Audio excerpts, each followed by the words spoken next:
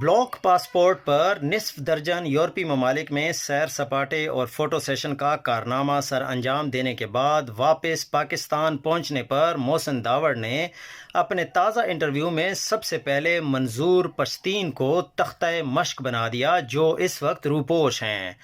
موصوف نے P T M پہ آمرانہ نظام اور ان کے سپورٹر پہ انصافیوں کی سی ہٹ درمی کا مضحکہ خیز الزام لگا دیا۔ صاحب بہادر نے جنرل باجوہ کے سایہ شفقت تلے رچائے گئے رجیم چینج کے مکروہ کھیل میں اپنی شرکت کا جواز لطیف یہ پیش کیا کہ عمران خان کے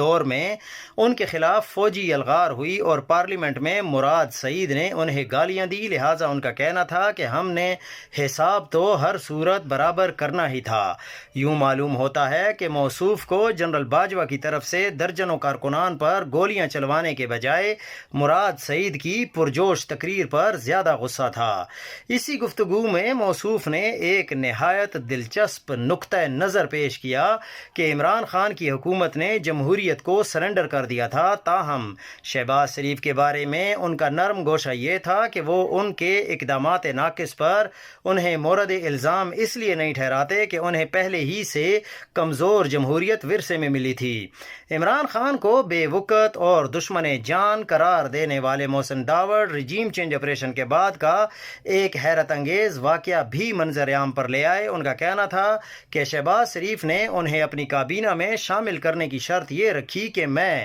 فوج سے اجازت لے کر آؤں، کیونکہ وہ نہیں مان رہے۔ اس تضحیک آمیز فرمائش پر محسن داوڑ کے بقول انہوں نے شہباز شریف کو یہ شاہکار مشورہ دیا کہ آپ فوج کو یہ کہہ دیں کہ مجھے اتنے اختیارات تو حاصل ہونے چاہیے تھے جتنے عمران خان کے پاس تھے۔